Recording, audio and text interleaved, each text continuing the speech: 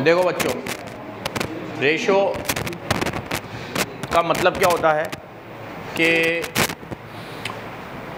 दो mathematical expressions को divide करना ताकि उन दोनों के बीच में रिलेशनशिप पता चल सके।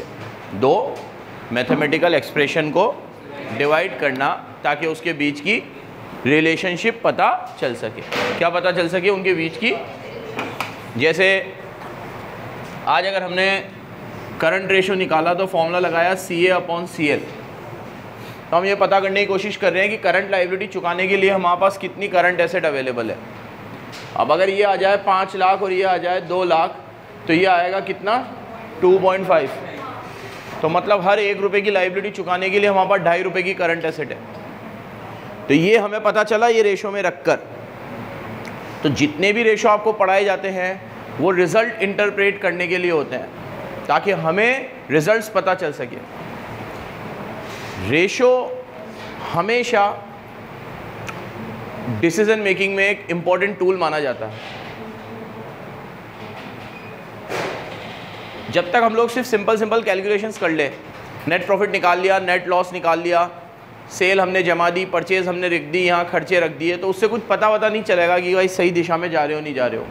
ठीक है, अगर आपको पता करना है कि भाई आप सही ट्रैक पे चल रहे हो नहीं चल रहे हो, किसी और फर्म के साथ कंपैरिजन करना है, तो रेशो एक इम्पॉर्टेंट टूल होता है और हमें हमेशा निकालना ही चाहिए। ठीक है, तो ये रेशो की एक डेफिनेशन तुम्हें दे रखी है एक लाइन में, the indicated quotient of two mathematical expression and the relationship between the two. ठीक है, वैसे तो क्या ये आएगा कि व्हाट इज़ रेशो, बट फिर भी ठीक है। अब देखो तुम लोग जैसे ही पीछे चलोगे तो वैसे मैं तुम्हें हर चैप्टर में सारा कुछ लिखा देता हूँ साथ के साथ। ये एकमात्र ऐसा है जिसमें ज़रूरत नहीं पड़ेगी। 4 कैटेगरी है रेशो की जो तुमने 12th में भी पढ़ी है। पहली लिक्विडिटी, दूसरी सॉल्वेंसी, तीसरे टर्नओवर रेशो और चौथे ये 4 प्रकार के रेशो है। अब ये चारों कैटेगरी में इसमें 4-5 है, फिर इसमें 5-1 है, इसमें 8 के आसपास है, और प्रॉफिटेबिलिटी फिर अलग अलग बेस के हिसाब से है। सेल के हिसाब से अलग है, इन्वेस्टर के लिए प्रॉफिटेबिलिटी अलग है, मैनेजमेंट के लिए प्रॉफिटेबिलिटी अलग है। जैसे कंपनी में क्या होता है, आज अगर मेरे को प्रॉफिटेबिलिटी देखनी है तो मैं EBIT लूँगा, तुम्हें देखनी है तो तुम अगर डिवेंचर होल्डर हो तो तुम सिर्फ तुम्हारा इंटरेस्ट लोगे, वही प्रॉफिट है तुम्हारा। इक्विटी वाले सिर्फ अर्निंग आफ्टर टैक्स लेंगे, उनका प्रॉफिट वो है। प्रेफरेंस वाले प्रेफरेंस डिविडेंड देंगे। तो प्रॉफिटेबिलिटी रेशो वेरी करेगा कि हम ये प्रॉफिटेबिलिटी रेशो किसके लिए निकाल रहे हैं। ठीक है, अलग अलग लोगों के लिए अलग अलग तरीके से निकलेगा। तो ये 4 कैटेगरी है और ये चारों कैटेगरी में जितने भी सब पार्ट है वो पहले मैं लिखाता था एक साथ। अब इन्होंने इतना एहसान करम किया है कि वो सब पीछे सब एक साथ ही दे रखे हैं, तो ज़रूरत नहीं पड़ेगी फालतू टाइम वेस्ट करने की। फिर मैं तुम्हें बताता हूँ, सारे एक साथ लिखे हुए सारे। ठीक है, पीछे पॉइंट्स टू रिमेंबर में पेज नंबर 3.38 निकालो। पेज नंबर 3.38 निकल गया। उसमें देखो current ratio, quick ratio, cash ratio, ये रेशो। पहले लिक्विडिटी आ गए, फिर कैपिटल स्ट्रक्चर वाले आ गए, कवरेज आ गए, फिर नीचे टर्नओवर रेशो आ गए, उसके बाद प्रॉफिटेबिलिटी। प्रॉफिटेबिलिटी में भी किसके हिसाब से निकालोगे वो सब कुछ, और पेज नंबर 3.43 पे समाप्त हो जाएगा। दिख गया तुम्हें? तो बच्चों यहाँ से पहले इसने सारे रेशो लिखने शुरू करे और फिर चैप्टर खत्म होने के बाद इसको वापस से भी वही लिख दिया। तो अपन लोग टाइम वेस्ट ना करते हुए वो पेज निकालो। इधर देखो मेरी तरफ, ये जितने भी रेशो है ये सब समझाऊंगा तुम्हें मैं। लर्न जितने हो सकते होंगे लर्न करेंगे। कुछ जगहों पे आपको कुछ ट्रिक याद रखनी पड़ेगी लर्न करने की, क्योंकि रेशो बहुत सारे हैं। अब जैसे टर्नओवर रेशो के लिए बता रखा है सेल हमेशा ऊपर आती है, प्रॉफिटेबिलिटी रेशो में सेल हमेशा नीचे आती है। ऐसी और कुछ चीज़ें बताऊंगा जिससे ये याद हो जाए, बट अल्टीमेटली हमें ये रेशो याद रखने हैं। क्वेश्चन कैसे आएंगे? 2 प्रकार के क्वेश्चन इसमें आते रहे हैं, जिसमें सेकंड वाला प्रकार ज़्यादा आता है। पहला प्रकार कि वो तुम्हें सारा डेटा दे दे और कोई भी 4-5 रेशो पूछ ले, और दूसरा जिसके ऊपर से अक्सर अभी क्वेश्चन बन रहे हैं कि वो सारे रेशो दे दे भाई सारे रेशो दे दे और तुम्हें उससे बैलेंस शीट और P&L बनाने को बोले, क्या बनाने को बोले, इसके ऊपर क्वेश्चन ज़्यादा आ रहे हैं, ठीक है। तो ये अभी तक का इसका बेसिक इंट्रो हुआ। अब पेज नंबर 3.38 पे आ जाओ फटाफट और एक एक करके रेशो देखो। सबसे पहले लिक्विडिटी रेशो, इसमें तुमने दो तो पढ़े ही है, करंट रेशो और क्विक रेशो, और वर्किंग कैपिटल का मतलब भी तुम्हें पता है, CA माइनस CF। तो पहले जो तुम्हें पता है उसकी बात करते हैं, उसके बाद फिर और भी इसमें जुड़े हैं उनकी बात करते हैं। CA का मतलब तुम्हें पता ही है, CR का CA upon CL। Current ratio का मतलब होता है current asset upon current liability. ये इंडिकेट करता है कि 1 रुपए की करंट लायबिलिटी चुकाने के लिए हमारे पास कितने रुपए की करंट एसेट अवेलेबल है, ठीक है। 1 रुपए की करंट लायबिलिटी चुकाने के लिए हमारे पास कितने की करंट एसेट अवेलेबल है, how much current asset we have in order to meet out our current liability. हमारी करंट लायबिलिटी मीट आउट करने के लिए कितनी करंट एसेट है। अब सुनो, इधर कहते हैं कि ये 2:1 पे आइडियल है, अच्छा माना जाता है, but business to business vary करता है, बिजनेस टू बिजनेस वेरी करता है। हर बिजनेस के पास 1 रुपए की करंट लायबिलिटी चुकाने के लिए 2 रुपए की करंट एसेट हो, ये जरूरी नहीं है। जैसे आज मेरी करंट लायबिलिटी 50 लाख रुपए होती है हर महीने, तो हर महीने मेरे पास 1 करोड़ रुपए पड़े हो, मुश्किल है। 50 लाख चुकाने के लिए 75 लाख भी मेरे पास है, तो आप आइडियली मानोगे अच्छी बात है यार, बढ़िया है, 25 लाख एक्स्ट्रा लेके चल रहा है। अब इसको और बढ़ा लो, मेरी करंट लायबिलिटी 500 करोड़ है, तो क्या हमेशा उसको चुकाने के लिए 1000 करोड़ हो मेरे पास। अब 500 की जगह अगर मेरे पास 600 करोड़ भी है, तो क्या अच्छा नहीं है मेरा रेशो, बहुत अच्छा है। 500 करोड़ चुका के 100 करोड़ में एक्स्ट्रा रख रहा हूँ, ठीक है। एक जमाना गुजर जाता है इंसान को 1 करोड़ कमाने में, मैं 100 करोड़ स्पेयर रख रहा हूँ अपने पास, और तुम कह रहे हो तुम्हारा करंट रेशो सही नहीं है, कम है, 2:1 करो। तो नेचर ऑफ बिजनेस से वेरी करता है। फिर करंट एसेट के अंदर क्या है उससे भी वेरी करता है। आज अगर करंट एसेट में स्टॉक ही स्टॉक भरा पड़ा है, और स्टॉक भी सारा डेड स्टॉक भरा पड़ा है, और बड़े उछल रहे हो, नाच रहे हो, कूद रहे हो कि करंट रेशो ज्यादा है। क्यों ज्यादा है? क्योंकि करंट एसेट ज्यादा है। क्योंकि एक बार पॉज कर दो, चलो भाई, करंट रेशो 2:1 पे अच्छा माना जाता है, लेकिन 2:1 हमेशा अच्छा हो ये जरूरी, दो चीजों पे निर्भर करता है। सुनना, एक तो करंट एसेट में क्या है, और करंट एसेट में क्या है आपके पास, और दूसरा आपका नेचर ऑफ बिजनेस कैसा है, ठीक है। करंट एसेट में क्या आता है और लायबिलिटी में क्या आता है बताऊं? Cash in hand, cash at bank, debtor, BR, short term investment, short term advances, ये सब प्रीपेड एक्सपेंस, यहाँ पे outstanding expense, creditor, bills payable, short term liabilities, short term provisions, ये सब आता है। रख देना और आंसर आ जाएगा, तो ऐसा क्वेश्चन नहीं आएगा, ठीक है। तो आएगा थोड़ा ट्रिकी वाला। क्विक रेशो ये कहता है कि आप करंट एसेट में से एक तो इन्वेंट्री हटा दो और नीचे ले लो। ये रेशो कहता है कि आप ऊपर करंट एसेट से भी ज़्यादा लिक्विड एसेट लो। करंट एसेट में स्टॉक लिक्विड नहीं होता। अभी थोड़ी देर पहले मैंने बोला बहुत सारी दुकानों में बहुत सारा स्टॉक होता है, पुराना पड़ा रहता है, और दुकानदार कभी फेंकेगा थोड़ी स्टॉक को, कितना भी पुराना हो जाए, और उसको अंतर आत्मा से बिल्कुल आवाज़ें आ चुकी है कि ये नहीं बिकेगा, अब फिर भी ऑप्टिमिस्टिक होके रखेगा उसे कि आधी रेट में भी कभी बिका तो बेच दूंगा, फेंकूंगा थोड़ी। अब उस स्टॉक की वजह से उसका करंट एसेट तो बहुत है, लेकिन उस स्टॉक की वजह से अपनी करंट लायबिलिटी तो चुका नहीं पा रहा है, तो स्टॉक को कभी भी हम लिक्विड नहीं मानते, तो उसको हटा दो भाई। वो प्रीपेड एक्सपेंस तो कभी लिक्विड है ही नहीं, क्योंकि ये तो आपने एडवांस में खर्चे किए जो आपको आगे करने ही थे, तो ये भी कैश में कन्वर्ट नहीं होंगे। तो ये दो चीज ऐसी है जो कैश में कन्वर्ट होना थोड़ा मुश्किल है। बाकी डेटर कैश में कन्वर्ट हो जाएंगे, BR हो जाएंगे, क्योंकि डेटर तो आपके ही है, जब मांगूंगा तब हो जाएंगे। सेल तो कर ही चुके हो आप, ऐसा थोड़ी कि अभी सेल असमंजस में है, सेल तो एग्जीक्यूट हो चुकी है। तो कई लोग मुझसे बच्चे पूछते हैं कि सर डेटर को भी लिक्विड क्यों नहीं मानते, लिक्विड क्यों मानते हैं, डेटर भी हटाओ ना इधर से, तो फिर उस हिसाब से तो सिर्फ बिल्कुल कैश ही बचेगा बस, डेटर लिक्विड है। क्योंकि डेटर में आप एक बात सोचो, डेटर कब बना? वो सेल करने के बाद। सेल करने के बाद आपका कलेक्शन का चांसेस तो बहुत बढ़ गया। सेल नहीं होती, स्टॉक होता, दुकान में पड़ा रहता, अलग बात थी, कब बिकेगा कब बिकेगा। ये तो बिक गया, बस पैसे आने बाकी है, लॉस से पैसे, ठीक है। दोनों फॉर्मूले दे रखे हैं, CA अपॉन CL, और ये दे रखा है quick asset upon current liability. अब वहीं पे लिख लो जहां क्विक एसेट लिखा हुआ है, CA minus inventory minus prepaid expense. सारे रेशियो एक साथ दे रखे हैं सब। इसका आइडियल माना जाता है 1:1। बताओ लवीना, इसको 1:1 में क्यों आइडियल माना होगा? जब आपके पास सब लिक्विड है ऑलरेडी तो फिर बस उतना ही पैसा देते हैं करंट लायबिलिटी। वेरी गुड, ठीक है। जब आपने सारी लिक्विड एसेट ही ली है तो बस जितनी करंट एसेट है, जितनी करंट लायबिलिटी है उतना भी है आपके पास, तो हम अच्छी स्थिति मानते हैं, कोई दिक्कत वाली बात, क्योंकि आपने वैसे ही स्टॉक वगैरह तो हटा ही दिया, तो इसलिए ये 1:1 में आइडियल माना जाता है। अब ये 2-3 तुमने पहले नहीं पढ़े हैं, cash ratio, basic defence ratio.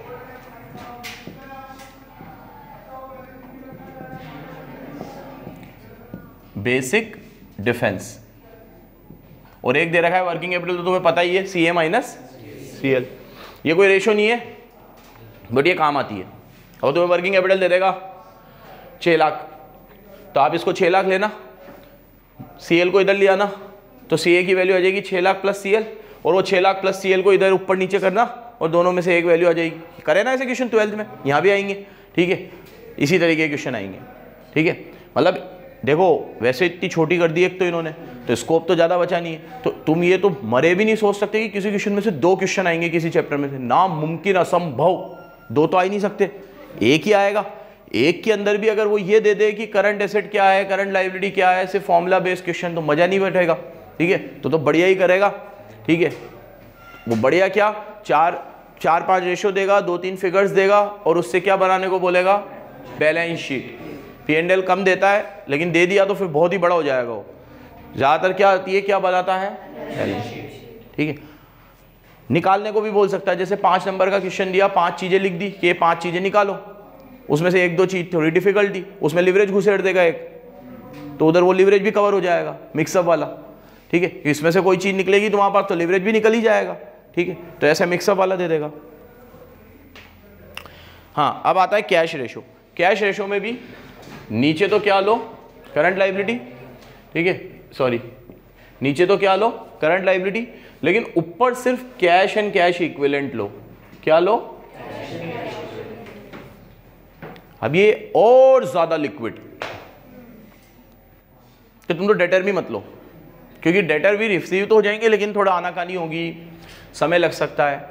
आप तो सिर्फ कैश लो, कैश। क्या करंट लायबिलिटी चुकाने के लिए कैश अवेलेबल है, कैश में ही चुक जाएगी। अगर कैश में ही चुक जाएगी, तुम्हारा कैश रेशो ही अच्छा आया है, तो बाकी तो अपने आप अच्छे आएंगे, क्योंकि कैश इसमें भी आ रहा है और कैश, तो ये अगर बढ़िया आ गया तो ये तो अपने आप अच्छे ही आएंगे, ठीक है। तो इसमें क्या लेते हैं अपन, कैश एंड बैंक बैलेंस और मार्केटेबल सिक्योरिटी। मार्केटेबल सिक्योरिटी जो हाईली लिक्विड है, क्या है, कैश इक्विवेलेंट, CE। अब ये कैश रेशो हो गया, और 5वां इस कैटेगरी में आता है बेसिक डिफेंस रेशो। कौन सा आता है, इसमें ऊपर आएगा कैश एंड कैश इक्विवेलेंट, तो आएगा ही आएगा, मतलब वही मार्केटेबल सिक्योरिटी वगैरह सब, प्लस नेट रिसीवेबल्स, मतलब वही डेटर्स, BR वगैरह। लेकिन नीचे क्या आएगा, डेली ऑपरेटिंग एक्सपेंस, नीचे क्या आएगा। और याद रखना, ये सुनो इधर, टाइम्स में निकलता है, टाइम्स में। ये कैसे निकलता है कि जैसे अभी सपोज करो, मेरी तरफ देखो, डेली ऑपरेटिंग एक्सपेंस कैसे आएंगे, इसमें पहले COGS आएगा, फिर सेलिंग एंड डिस्ट्रीब्यूशन के खर्चे, ऑफिस एंड एडमिनिस्ट्रेटिव के खर्चे, मतलब वही 2-3 खर्चे जो तुम्हारे सारे होते हैं। COGS में तो पहले डायरेक्ट एक्सपेंस आएंगे सारे, फिर ये दुनिया जहान के खर्चे, और डिवाइड बाय 365। मान लो इसको आपने डिवाइड करा तो आपका आया 50,000। कितना आया, तो यहाँ लिख दो आप कितना, 50। जैसे आपका टोटल खर्चा तो बहुत था, लेकिन 365 से डिवाइड किया तो कितना आया डेली का, 50,000। तो नीचे लिख दो 50,000। और ऊपर आपका कैश एंड कैश इक्विवेलेंट वगैरह दे रखा है मान लो 5 लाख, तो 5 लाख डिवाइड बाय 50,000, ये 10 टाइम्स आया। 10 टाइम्स बोलूँ या 10 दिन का बोलूँ, कि अगर मेरे डेली के खर्चे 50,000 रुपये होते हैं तो 10 दिन का खर्चा करने जितना कैश मेरे पास अवेलेबल है। तो ये बेसिक डिफेंस कि आने वाले 10 दिनों तक तो मैं इंसॉल्वेंट घोषित नहीं होऊंगा, उसके बाद हो सकता हूँ, ठीक है। जब 91 में रिफॉर्म्स आए थे इंडिया में और जब हमारी हालत बहुत ख़राब थी तो हमारा बेसिक डिफेंस रेशो कितना बचा था याद है? इंडिया का बेसिक डिफेंस रेशो के 7 दिन का, कि विदिन 7 डेज हमारे फॉरेन एक्सचेंज के रिजर्व्स ख़त्म होने वाले थे। इतनी बुरी हालत हम लोगों ने उस समय देखी थी जब हम रिफॉर्म लेकर आए थे।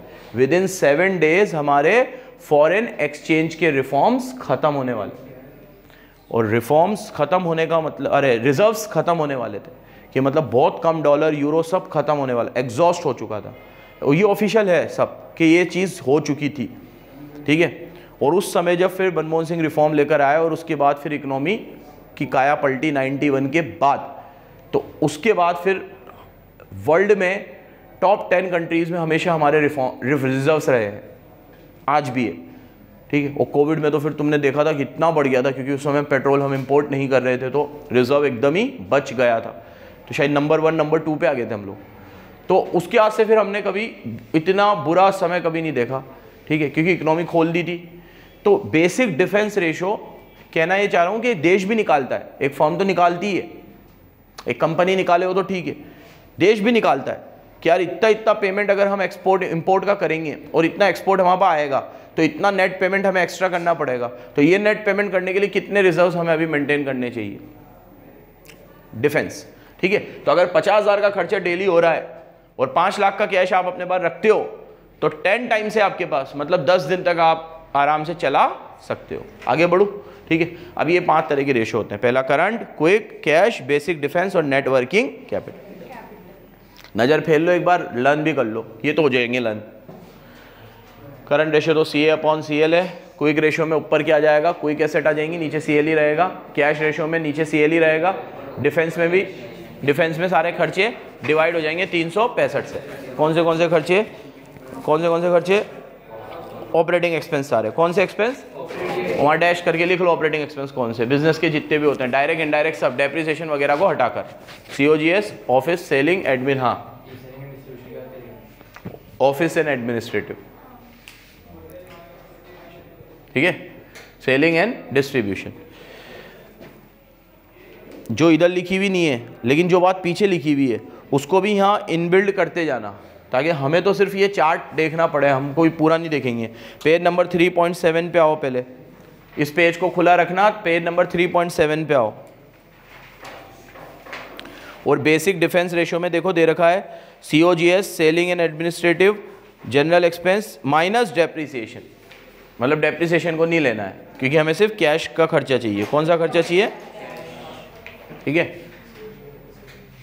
Office and selling. अब तुम्हें वैसे ही पता चल जाएगा ऊपर में कैश ले रहा हूं तो नीचे में कैश वाली आइटम ही लूंगा ना भाई, नॉन कैश वाली क्यों लूंगा।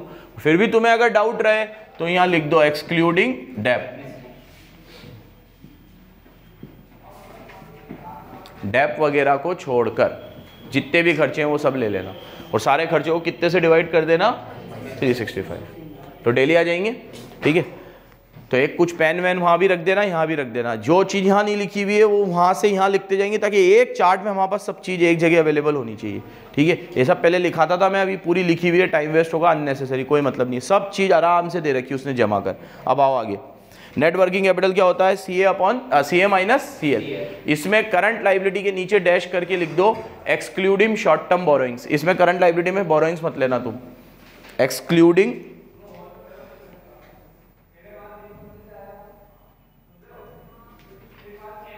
Short term borrowing. ये किसकी बुक है, पूनम तू लिख लेना, मैं ज़्यादा लिखा नहीं है मैंने।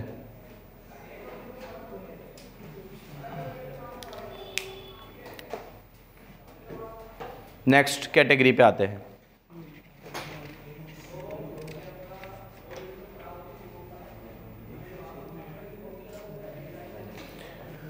अब आप पीछे देखोगे नेक्स्ट कैटेगरी, पीछे भी देखते चलो। लिवरेज रेशो है और ABCDEF 6 दे रखिए। अब चार्ट पे आ जाओ तो फिर 6 ही दिखेंगे आपको, ABCD, फिर डेप्ट से वो कैपिटल गियरिंग और प्रोप्राइटरी। कितने रेशो है टोटल, 6। इधर कितने पड़े हैं, 5, इधर 5 पड़े हैं, ठीक है। चलो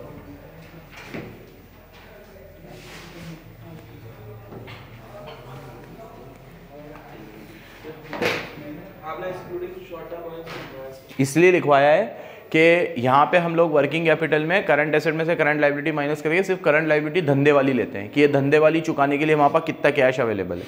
अब अगर मान ले धंधे वाली चुक रही है हमारे कैश से, शॉर्ट टर्म बोरोइंग नहीं चुक रही है, ठीक है, शॉर्ट टर्म बोरोइंग नहीं चुक रही है, तो उससे हमारी ऑपरेटिंग एफिशिएंसी तो अच्छी मानी जाएगी, क्योंकि जब ये रेशो हम उनके लिए निकालने जाते हैं बैंक वालों के लिए, तो वो अपनी बोरोइंग हटाने का काम करते हैं प्रैक्टिकली कि आप अभी हमारी वाली शॉर्ट टर्म बोरोइंग हटाओ, बाकी आपकी बताओ आप अपनी धंधे की लायबिलिटी चुका सकते हो कि हाँ चुका सकते हैं, तो ये ले लो। लोन लेने के लिए ही ये निकलवाता है, तो इसमें लोन क्यों ले, ये इनका तर्क है कि लोन लेने के लिए ही ये निकाले जाते हैं। तो जब लोन ही ले लेंगे तो फिर ये रेशो सही से नहीं आएगा। तो हम ये देखते हैं कि हमारी ऑपरेटिंग लायबिलिटी को चुकाने के लिए हमारे पास ऑपरेटिंग एसेट कितनी है, और जो शॉर्ट टर्म बोरोइंग है वो ऑपरेटिंग लायबिलिटी नहीं है, वो तो आपने ली है क्योंकि आप इसको नहीं चुका पा रहे थे, इसलिए इसमें शॉर्ट टर्म बोरोइंग को एक्सक्लूड करते हैं। नहीं, उधर आएगी, उधर तू रेशो निकाल रहा है, यहाँ तू माइनस करके वर्किंग कैपिटल देख रहा है तेरी। यहाँ पे हम लोग माइनस करके नेट वर्किंग कैपिटल ले रहे हैं कि वर्किंग कैपिटल हमारे पास कितनी होनी चाहिए या कितनी है। वहाँ पे तो तू रेशो निकाल रहा है सारी करंट एसेट, वहाँ पे तो तू नॉन करंट लाइबिलिटी भी ले रहा है। अरे जो कैश में लाइबिलिटी नहीं है, शॉर्ट टर्म प्रोविजन भी ले रहा है। शॉर्ट टर्म प्रोविजन ले रहा हूँ तो बोरोइंग तो लेनी चाहिए, शॉर्ट टर्म प्रोविजन तो किसी को चुकाना भी नहीं है, बोरोइंग तो चुकानी है, तो वहाँ पे तो सारी करंट एसेट सारी करंट लाइबिलिटी आती है, रेशो निकल रहा है। यहाँ रेशो नहीं निकल रहा है, यहाँ पे मैं देख रहा हूँ कि करंट एसेट में से करंट लाइबिलिटी अगर हटा दूँ ऑपरेटिंग वाली, तो कितना मेरे पास नेट वर्किंग कैपिटल है मेरी सारी चीज़ों को करने के लिए।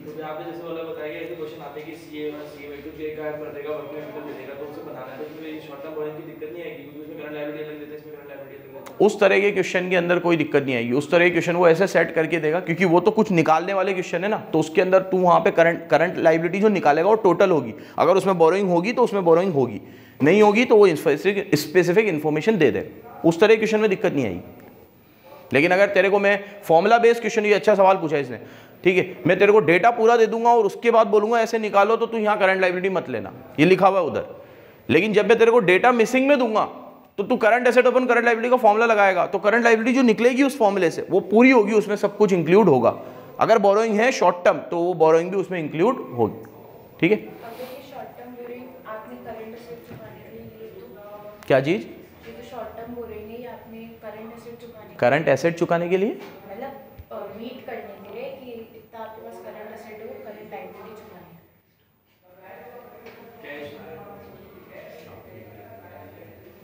समझा नहीं मैं। जो बोरोइंग आपने लिया वो बिजनेस के लिए ही है, बिजनेस के लिए लेते हैं, उससे कोई फर्क नहीं पड़ेगा बेटा। ये लोग ये मानते हैं कि आप अभी करंट एसेट में से सिर्फ अपनी ऑपरेटिंग करंट लायबिलिटी को मीट आउट करो। बिजनेस के लिए लेते हैं बोरोइंग, लेकिन उसका ये मतलब होता है ना कि आपकी खुद की करंट एसेट सफिशिएंट नहीं थी तो बोरोइंग लेना पड़ा, फिर वो करंट लायबिलिटी में इंक्लूड हो गई, ठीक है। लेकिन अभी उसको पार्ट मत मानो तुम करंट लायबिलिटी का। अभी हम करंट लायबिलिटी मान रहे हैं सिर्फ क्रेडिटर और ऑपरेटिंग एक्सपेंस, आउटस्टैंडिंग एक्सपेंस जो हमें मीट आउट करने, क्या वो मीट आउट हो रहे हैं इससे, प्लस में आ रहा है तो नेट वर्किंग कैपिटल पॉजिटिव है, नहीं तो negative. Next, capital structure ratios.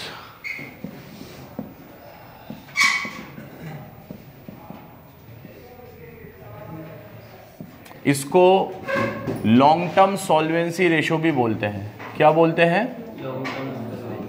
और वो जो थे ना लिक्विडिटी, उन्हें शॉर्ट टर्म सॉल्वेंसी बोलते हैं। लिक्विडिटी वालों को क्या बोलते हैं? Short term solvency. इसको लॉन्ग टर्म सॉल्वेंसी भी बोलते हैं। हाँ, अरे यार बवास कम आएगी अभी। इसको बोलते हैं long term solvency, capital structure ratio या लॉन्ग टर्म सॉल्वेंसी रेशो। अब सुनना बराबर, ऑलमोस्ट लिक्विडिटी रेशो हर कोई निकालता है, हर कोई निकालने भी चाहिए। आप कंपनी हो तो नहीं निकलेगा वो, आप नॉर्मल भी हो तो निकलेगा।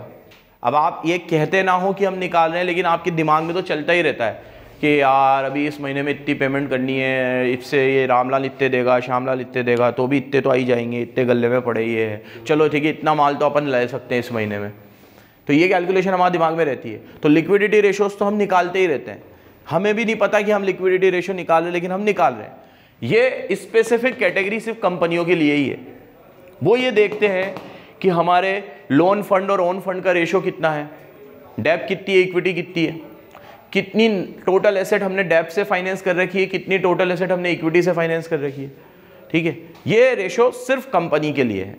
बाकी सोल ट्रेडर पार्टनरशिप में तो सारा पैसा अपना ही लगा हुआ होता है, तो क्या डेप्ट और इक्विटी करेंगे, मैक्सिमम अपना ही होता है। ठीक है, और जो होता है डेप का भी, वो भी हम इसी इंटेंशन से लेते हैं कि एक पर्टिकुलर टाइम पीरियड में जल्दी जल्दी इसको चुका के फ्री कर देंगे। लेकिन कंपनी में तो जो डेप का पैसा है वो लगा रहेगा, इक्विटी का पैसा लगा रहेगा, तो ये रेशो उनके हर साल दर साल चेंज होते रहेंगे। तो पढ़ो, इसमें अब पहला आता है इक्विटी रेशो। कौन सा आता है, जिसके अंदर ऊपर आता है share holders fund, sorry share holders equity upon net assets. क्या आता है, ठीक है, ये बताता है कि मेरी नेट एसेट में कितना रुपया मेरा खुद का है।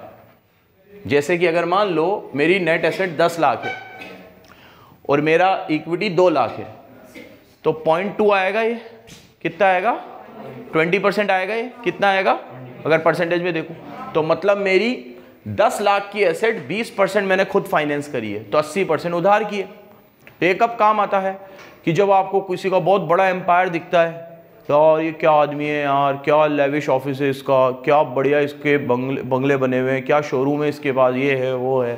ठीक है, और जब आप उसकी बैलेंस शीट देखते हो और ये रेशो निकालते हो, तो पता चलता है कि ये आदमी तो अंदर से खोखला है। ये जो भी कुछ इसके बाद दिख रहा है ये सब लोन का है, इसका खुद का तो 20% ही है। तो आज अगर इसकी इंसॉल्वेंसी की नौबत आ जाए या कुछ ऐसा हो जाए, तो ये सब चुकाने में 80% तो कर्जे में चला जाएगा, ये बाकी 20% ही इसका खुद का है।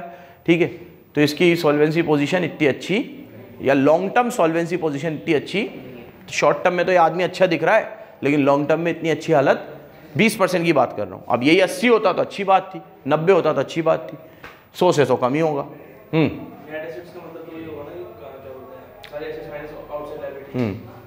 आउटसाइड लाइबिलिटी नहीं, सिर्फ करंट लाइबिलिटी। अभी देखते हैं, तुम लोग पीछे आओ आप, फिर वापस। ठीक है, और फिर इसमें जो चीज़ यूज़ हो रखी है वो देखो, और अब देखो नेट एसेट का क्या मतलब है।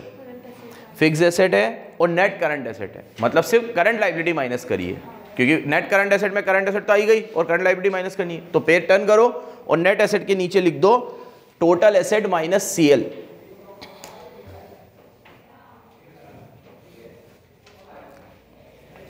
Total asset minus CL।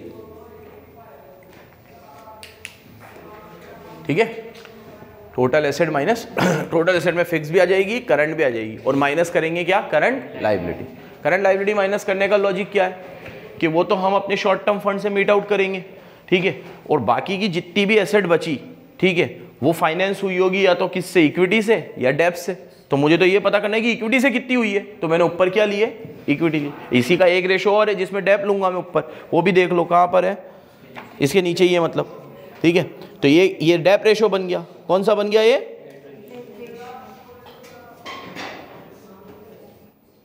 इसमें डेब्ट ले लेंगे अपन। ठीक है, और अब पीछे पेज टर्न करो। इक्विटी में याद रखना क्या क्या आएगा, शेयर होल्डर इक्विटी में तुम्हें पता ही है क्या क्या आता है, equity share capital plus reserves and. अब जब डेब्ट का रेशो लूंगा तो ऊपर क्या आएंगे,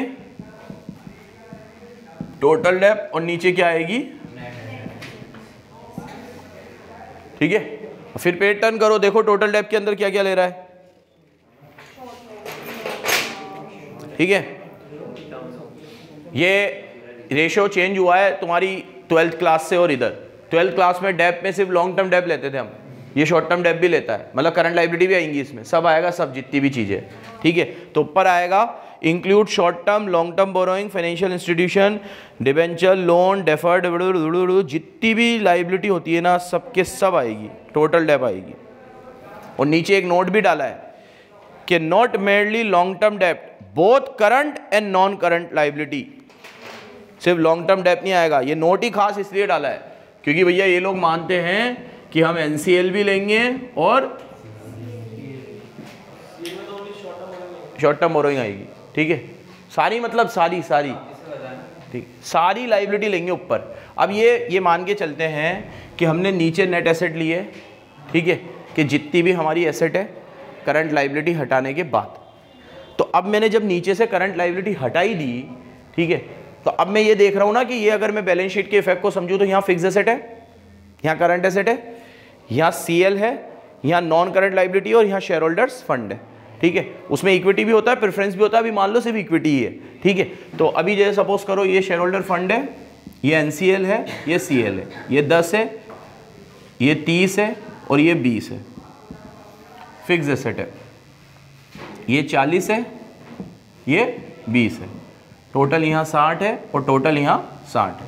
अब जब ये रेशो निकलेगा तो नेट एसेट का मतलब क्या है, पहले देखो डेप रेशो में भी नीचे नेट एसेट ही लिए ना, क्या लिए नीचे, नेट एसेट ही लिए ना, ठीक है। और ये कितनी बड़ी बेवकूफ़ी करी है तुम लोगों ने, ये देखो तुम, ये मतलब बहुत ही बड़ी बेवकूफ़ी करी है। 12th की बुक में सही है और मैं 12th में बोलता भी हूँ ये बात कि कभी मौका मिला तुम्हें उधर सीए में आएगा तो ये रेशो यहाँ पे गलत दे रखा है, मतलब यहाँ सही दे रखा है, उधर गलत दे रखा है, ठीक है। बोला था इसको याद है, देखो, ठीक है। एनसीएल कितने साल पहले पढ़ी थी तू 12th?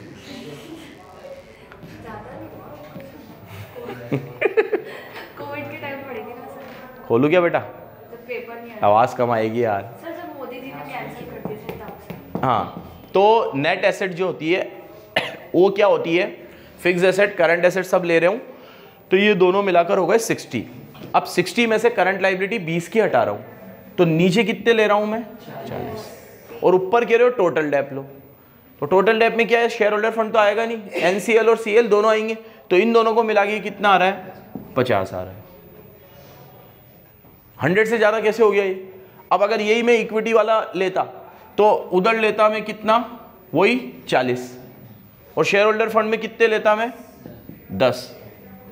तो 40 रुपए की एसेट 50 रुपए मांग के आई है, 40 रुपए की एसेट 10 रुपए खुद की है, बैठ ही नहीं रहा ये, तो डिनोमिनेट बैठ रहा है, ये बैठ कहाँ रहा। ये कह रहे हो आपकी 40 रुपए की एसेट है और उसमें से 50 आपने मांग के लिए, पागल हो गए हो आप, ठीक है। वो 40 रुपए की एसेट है, 10 आपकी खुद की है। तो करंट लाइबिलिटी अगर यहां से हटवा रहे हो, या तो यहां टोटल एसेट लो, और अगर यहां से करंट लाइबिलिटी हटवा रहे हो तो ऊपर से भी तो हटवाओ, ऊपर से क्या लो आप, लॉन्ग टर्म डेप लो। अब ये अगर लॉन्ग टर्म लेता तो बिल्कुल बैठता है कि 40 रुपए की एसेट है, नॉन करंट 30 है, तो 40 में से 30 बाहर से लाया हूं और 40 में से 10 खुद की है मेरी, बैठेगा बराबर, ठीक है।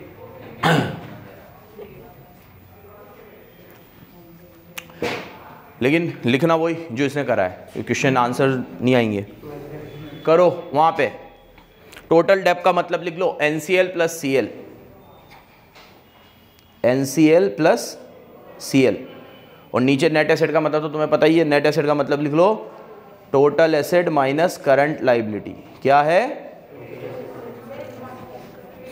और पेज नंबर 3.10 पे पढ़ भी लो, ये लिखी हुई है बात, क्या, स्टार मार्क करके डब्बे के नीचे 3.10 में डब्बे के नीचे लिखी हुई है बात कि not merely long term debt, both current and non current liability, दोनों लेनी है, नॉट मेयरली तुम्हारी ऐसी तैसी।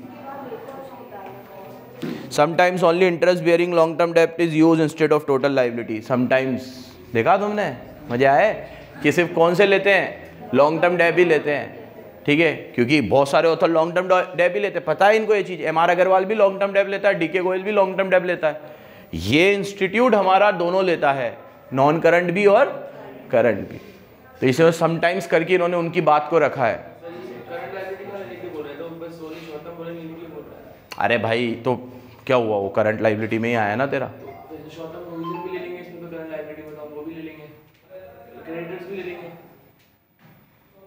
नहीं नहीं सारी लेगा वो। अरे देखना नीचे भाई, नॉट मेनली लॉन्ग टर्म डेब्ट I both current and non current liability, सब लेगा अभी क्वेश्चन में, देखना तू, current liability non current liability सारी लेगा ये। जितनी यहाँ से हटाएगा ना, तुझे क्या लग रहा है यहाँ नेट एसेट में वो करंट लाइबिलिटी पूरी हटाएगा और वहाँ पे करंट लाइबिलिटी को सॉर्ट करके लेगा, ऐसे नहीं करेगा वो तो यहाँ से जो करंट लाइबिलिटी हटेगी ना वही वहाँ से भी पूरी इंक्लूड होगी, ठीक है। हाँ किसका, नीचे नेट एसेट लेने का, नेट एसेट लेने का रीजन, नेट एसेट तो सारी, अच्छा सॉरी सिर्फ नेट एसेट क्यों ले रहा हूं, करंट लाइबिलिटी माइनस क्यों कर रहा हूं, ठीक है। ये दो तरीके से निकलते हैं, एक के अंदर अपन लोग टोटल एसेट भी लेते हैं, उसमें अपन करंट लाइबिलिटी माइनस नहीं करते, ये मानकर कि इतनी मेरी land building plant machine furniture debtor इतने हैं और ये टोटल एसेट जो है इतनी मैंने खुद फाइनेंस कर रखी है और इतनी बाहर से है। और एक तरीका इसका ये है कि ये जितनी भी टोटल एसेट है इसमें जो करंट लाइबिलिटी वो तो नियर बाय फ्यूचर मुझे चुकानी पड़ेगी। तो इसको मैं ये क्यों मानूं कि land, building, plant, machine, stock, debtor, इतना जितना भी एसेट है सब मेरा है, इसमें से करंट लाइबिलिटी तो मुझे अभी 1 साल में ही चुकानी पड़ जाएगी, तो इसको तो हटा ही दो इसमें से। तो टोटल जितनी भी एसेट आती है 1 करोड़ आई, उसमें 10 लाख तो करंट लाइबिलिटी शॉर्ट टर्म में चुकानी है, तो 10 लाख तो हटा दो, तो आपकी नेट एसेट जो है वो 90 लाख है, जो आपके पास लंबे समय तक रहेगी। तो अब आप ये देखो कि ये 90 लाख तुमने कितनी खुद से फाइनेंस करी है और कितनी बाहर से फाइनेंस करी, ये लॉजिक है, ठीक है। लेकिन अप्रोच का फर्क है, अब तुम चाहो तो टोटल में पूरी भी ले लो और तुम चाहो तो करंट लाइबिलिटी माइनस करके ले लो, तो फिर नेट एसेट आ जाती है। प्रैक्टिकली बता रहा हूँ, तेरे को खुद निकालनी हो तो तू नीचे टोटल भी ले सकता है, ठीक है। हाँ एक मिनट बेटा, और एक और चीज़, जब अपन क्वेश्चन करेंगे तो इनमें से कुछ रेशोस को ये खुद भी फ्रेम करके दे देगा। जैसे वो ऐसे लिख दे कि डेब्ट टू टोटल एसेट रेशो, तो फिर तुम उससे ही मतलब निकाल लेना उसका, क्यों क्या कह रहा है, ऊपर तो डेब्ट नीचे टोटल एसेट, ठीक है, वो खुद ही बोल देगा। फिर अगर वो बोल देगी नहीं डेब्ट रेशो, तो फिर तुम नेट एसेट लेना। वो बोले डेब्ट टू टोटल एसेट, तो तुम नीचे क्या लेना, टोटल एसेट। हाँ आपने जो लाइन पढ़ी वो तो डेब्ट इक्विटी में दे रखी है, ऊपर में तो डायरेक्ट शॉर्ट टर्म में ऊपर वाले मीटिंग दे रखा है। हाँ सर,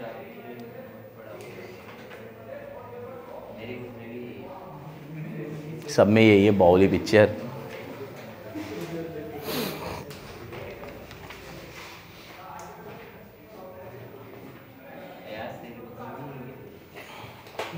क्वेश्चन में देखना लेकिन 1 मिनट अभी, ठीक है, इसको होल्ड पे रखना। मेरे हिसाब से जितना मुझे ध्यान है क्वेश्चन के अंदर ये जो करंट लाइबिलिटी यहाँ से हटाता है ना, वो पूरी की पूरी ऊपर ले लेता है, ठीक है।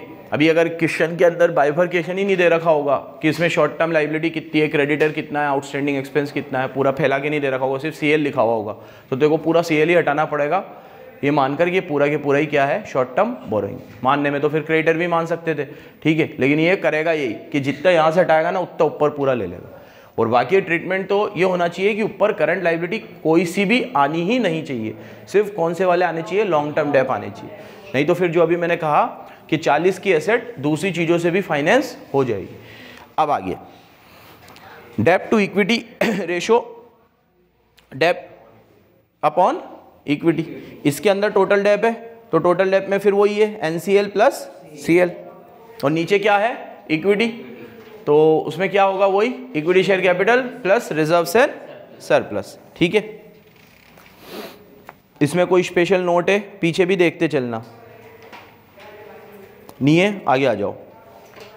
डेब्ट इक्विटी रेशो बहुत बारी निकाला है, क्या होता है उसका मतलब कि आपका ओन फंड और लोन फंड का रेशो कितना है, ये भी 2:1 मेंटेन करना होता है कि हर 1 रुपए की इक्विटी पे 2 रुपए बाहर के होने चाहिए।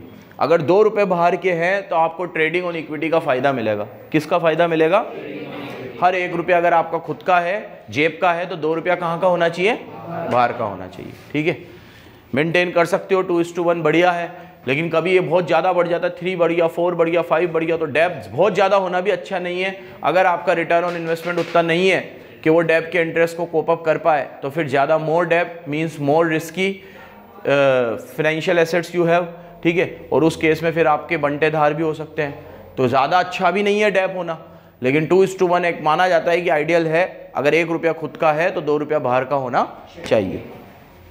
टोटल डेब्ट upon share holders equity. Next पे आओ, अब 4 डेब्ट टू टोटल एसेट, ये आ गया।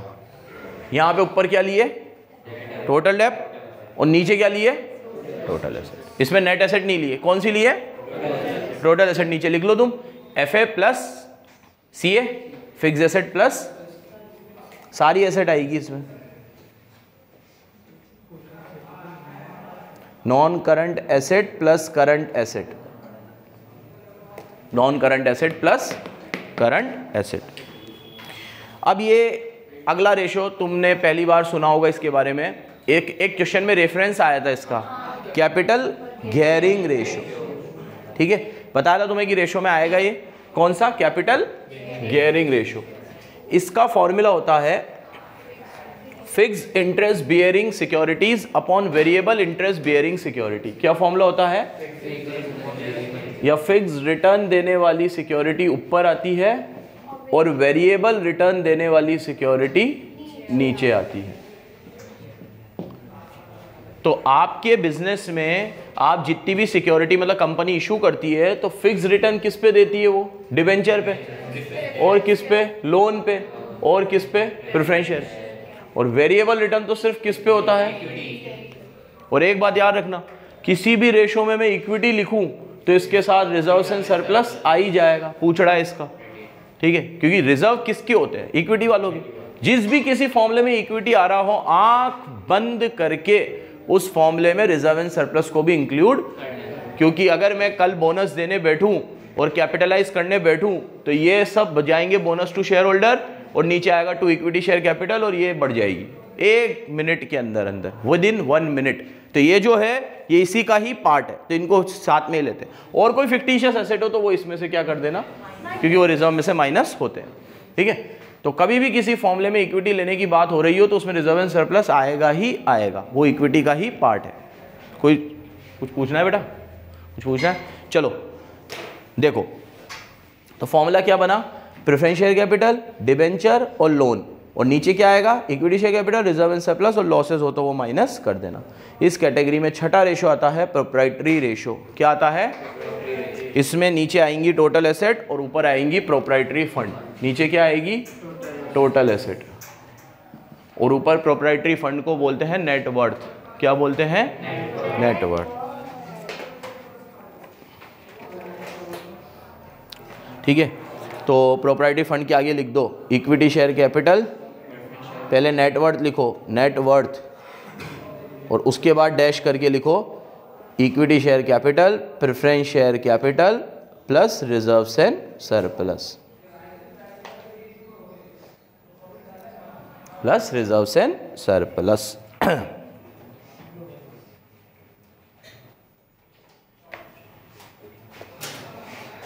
अच्छा एक बात और बताओ, जितनी भी जगह पे मैं टोटल एसेट ले रहा हूं उसमें अगर कोई एडवर्टीजमेंट सस्पेंस है एसेट साइड में, डेफर्ड रेवेन्यू एक्सपेंडिचर है, P&L का डेबिट बैलेंस है एसेट साइड में, तो लेंगे उसको?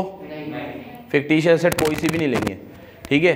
सिर्फ कौन सी लेंगे? टेंजिबल, इंटेंजिबल एसेट्स सब लेंगे, लेकिन फिक्टिशियस एसेट्स याद रखना किसी भी फॉर्मूले में।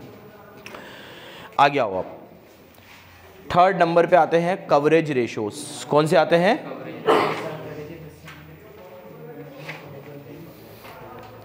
पहली कैटेगरी थी हमारी लिक्विडिटी, दूसरी थी हमारी सॉल्वेंसी, और अब तीसरी कैटेगरी आती है हमारी कौन सी? कवरेज रेशोस, ठीक है? हाँ एक बात सुनो मेरी, डेप्ट इक्विटी के बाद मैंने तुम्हें पढ़ाया डेप्ट टू टोटल एसेट रेशो, और लास्ट में मैंने तुम्हें पढ़ाया प्रोप्राइटरी रेशो। कौन सा? तो इस फॉर्मूले में हमने ऊपर लिए डेप्ट और नीचे लिए टोटल एसेट। इस फॉर्मूले में मैंने नीचे ली टोटल एसेट, तो ऊपर डेप्ट इधर ले चुका था, तो इधर क्या लिए मैंने? प्रोप्राइटरी फंड, मतलब नेट वर्थ। क्या लिए? या इसको बोल सकता हूं share holders fund. Share holders equity नहीं बोला मैंने, शेयर होल्डर्स फंड बोला। शेयर होल्डर इक्विटी बोलता तो सिर्फ इक्विटी आता, शेयर होल्डर फंड बोल रहा हूं तो शेयर होल्डर में तो दोनों ही आ गए, इक्विटी भी आ गया। और तो लॉजिक इसका क्या है? ये बताता है कि वही टोटल एसेट डेप्ट से कितनी फाइनेंस है, और ये बताता है टोटल एसेट नेट वर्थ से कितनी फाइनेंस है। और इसके पहले वाला बताता था नेट एसेट इक्विटी से कितनी फाइनेंस है, नेट एसेट टोटल डेप्ट से कितनी फाइनेंस है। तो हमेशा रेशो डिनोमिनेटर से न्यूमरेटर को देखते हैं अपन लोग। करंट लायबिलिटी चुकाने के लिए कितनी करंट एसेट है, करंट लायबिलिटी चुकाने के लिए कितना कैश है, ठीक है? ऐसे ही देखते हैं। अभी इंटरेस्ट कवरेज रेशो पढ़ाऊंगा, ईबीआईटी अपॉन इंटरेस्ट। तो 1 रुपए का इंटरेस्ट चुकाने के लिए कितना ईबीआईटी है। तो कभी भी किसी रेशो को इंटरप्रिटेशन करने को आए तो रेशो तो याद है हमें कि क्या है, लेकिन अब इंटरप्रिटेशन करना है तो समझ नहीं पड़ रही है, तो ऐसे जज कर लिया करो कि हमेशा नीचे से ऊपर का रेशो बनाया जाता है कि भाई इस चीज को पे करने के लिए ये कितना है, ये चीज इससे कितनी फाइनेंस हुई है, ये चीज अगर इतनी है तो ये कितना है। Net profit ratio, net profit upon net sales, कि सेल अगर 10 लाख है तो प्रॉफिट 2 लाख है, मतलब हम 20% प्रॉफिट कमाते हैं सेल के ऊपर। तो नीचे से ऊपर देखा करो, इंटरप्रिटेशन आराम से इजी हो जाएगा आपके लिए। समझ रहे हो क्या कह रहा हूं मैं? नीचे से ऊपर, ठीक है। आगे next, coverage ratio. Coverage ratio में सबसे पहले आता है डेब्ट सर्विस कवरेज रेशो। आपने आज तक EBIT तो पढ़ा है, अरे इंटरेस्ट कवरेज रेशो तो पढ़ा है, ICR बहुत बार पढ़ा है। और पहले बोला है मैंने कि बैंक हमेशा ICR निकलवाता है आपसे, और इसका फॉर्मूला होता है EBIT अपॉन इंटरेस्ट, टाइम्स में निकलता है। तो अगर इंटरेस्ट मेरा 1 लाख है, EBIT मेरा 10 लाख है, तो ये 10 टाइम्स है। मतलब 1 रुपये का ब्याज चुकाने के लिए मेरे पास 10 रुपये का प्रॉफिट है। 1 रुपये का ब्याज चुकाने के लिए मेरे पास 10 रुपये का प्रॉफिट है। अच्छी बात है। तो ICR तो आपने बहुत बार सुना है लेकिन अब तुम पहली बार सुनोगे DSCR, डेब्ट सर्विस कवरेज रेशो। क्या ये कहता है कि ऊपर तो आप लो अर्निंग अवेलेबल फॉर डेब्ट सर्विस, और नीचे इंटरेस्ट और प्रिंसिपल दोनों लो। नीचे इंस्टॉलमेंट वर्ड गलत लिख दिया इसने। इंस्टॉलमेंट में तो इंटरेस्ट और प्रिंसिपल दोनों ही आते हैं, शायद ऐसा ही होता है। तो प्रिंसिपल लिखना चाहिए ना, प्रिंसिपल और इंटरेस्ट को जोड़कर ही तो इंस्टॉलमेंट बनती है। तो ये फॉर्मूला कहता है कि इंटरेस्ट और प्रिंसिपल दोनों मिलाकर जिसे हम बोलते हैं इंस्टॉलमेंट, क्या बोलते हैं? तो मतलब हमारे पास पूरी इंस्टॉलमेंट चुकाने के लिए कितनी अर्निंग अवेलेबल है। तो अगर हमारे पास अर्निंग अवेलेबल है वही 10 लाख, और हमारी किस्त बनती है 2 लाख की, जिसमें 50 का ब्याज होता है और 1.5 लाख का मूल होता है। तो 2 लाख रुपए चुकाने के लिए हमारे पास अभी 10 लाख है, तो 10 लाख अपॉन 2 लाख, तो हमारा आएगा 5 टाइम्स। तो ये बहुत अच्छा है कि मैं आज अगर मैं किस्तें चुकाने बैठूँ तो 5 गुना मेरे पास पैसा है अवेलेबल। ठीक है। जब अभी बैंकों के ऊपर कार्रवाई होती है कि आपने इतना नीरव मोदी को, मेहुल चोकसी को, ठीक है, विजय माल्या को, ठीक है, इन लोगों को इतने जो लोन दिए और ये फिर अभी भाग गए, तो आपने क्या देखकर लोन दिए? तो उसमें से कुछ बैंक ये तर्क देती है कि इनका डेब्ट सर्विस रेशो बहुत अच्छा था, इनका इंटरेस्ट कवरेज रेशो बहुत अच्छा था। तो किताबों पे इन रेशो को मैनिपुलेट करना बहुत आसान है, वो किताब पे अच्छा ही दिखेगा। आज मेरा डेब्ट सर्विस रेशो 10 टाइम्स दिख रहा है कि आज अगर मेरे को किस्तें चुकानी हो तो 10 गुना पैसा मेरे पास अवेलेबल है किस्तें चुकाने के लिए। ठीक है, तो सबका अच्छा ही दिखेगा। बट अब आपका एक सवाल आएगा कि सर आपने ऊपर 10 लाख किस बेस पे लिया है? ये 10 लाख क्या है? What is earning available?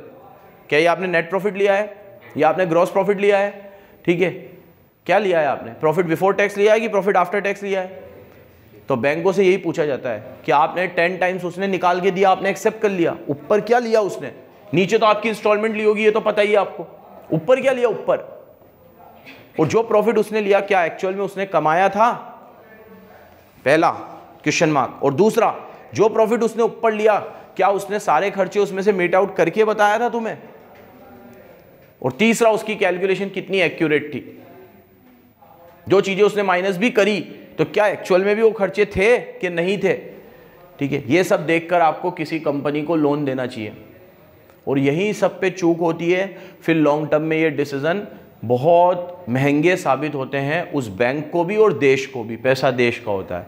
ठीक है, तो इन रेशोस को ढंग से कैलकुलेट करके उनकी सॉल्वेंसी पोजीशंस को जज किया जाए और फिर लोन दिया जाए तो बैंकों के बैड डेब्ट्स बहुत हद तक कम हो सकते हैं।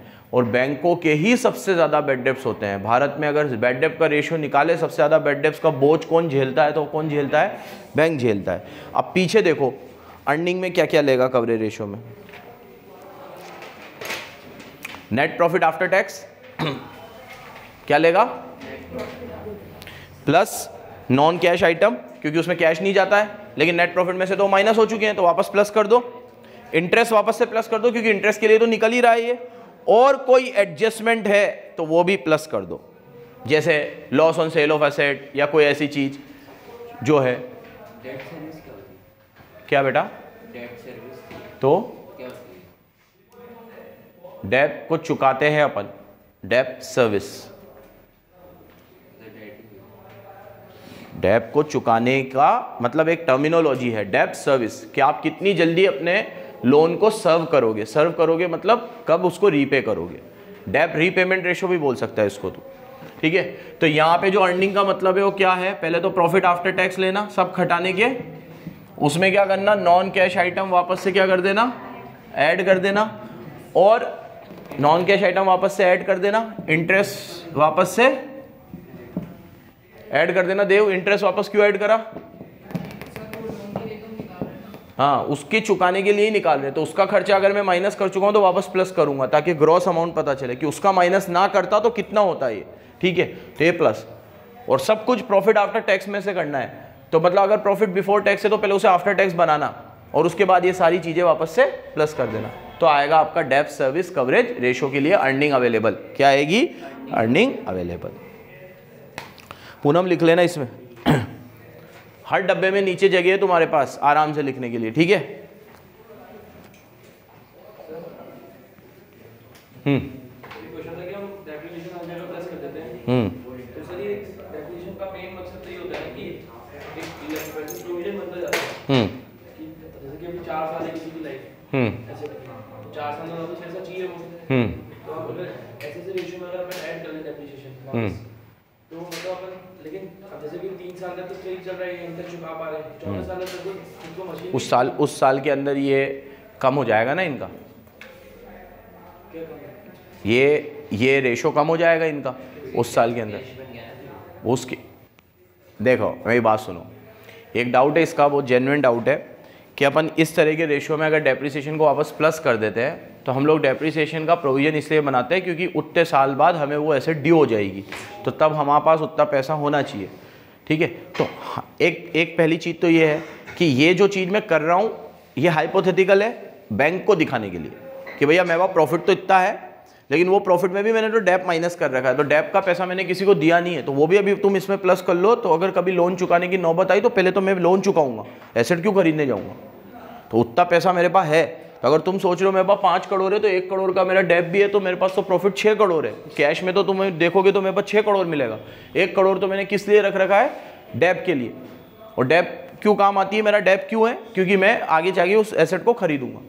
कल का दिन अगर तुम्हारी कोई दिक्कत आई तो मेरे पास तो पहले पैसा पड़ा हुआ है, तो मैं पहले क्या चुकाऊंगा, लोन चुकाऊंगा।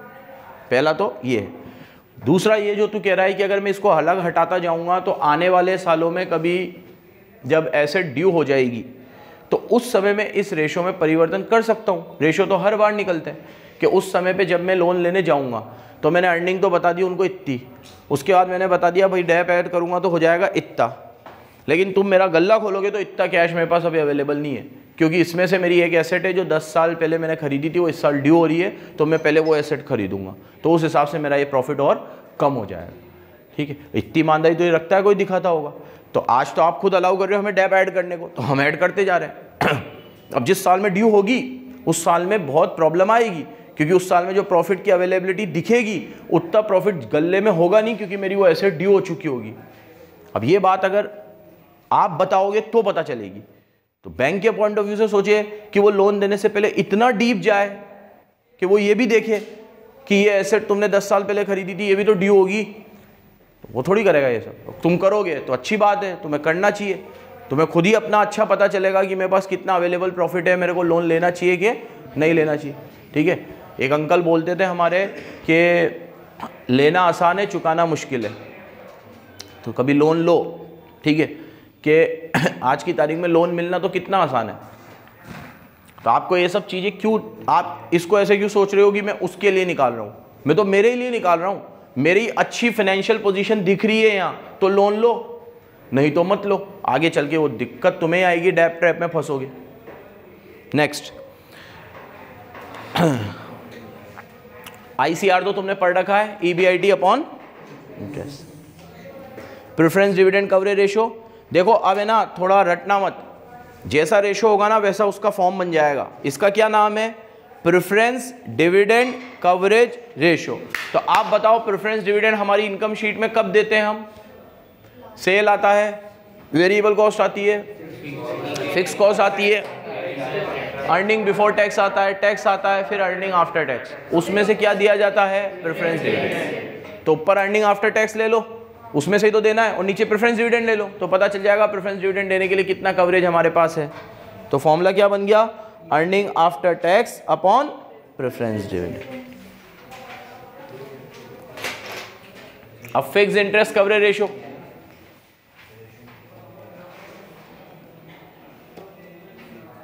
बावलिया पागल का बच्चा।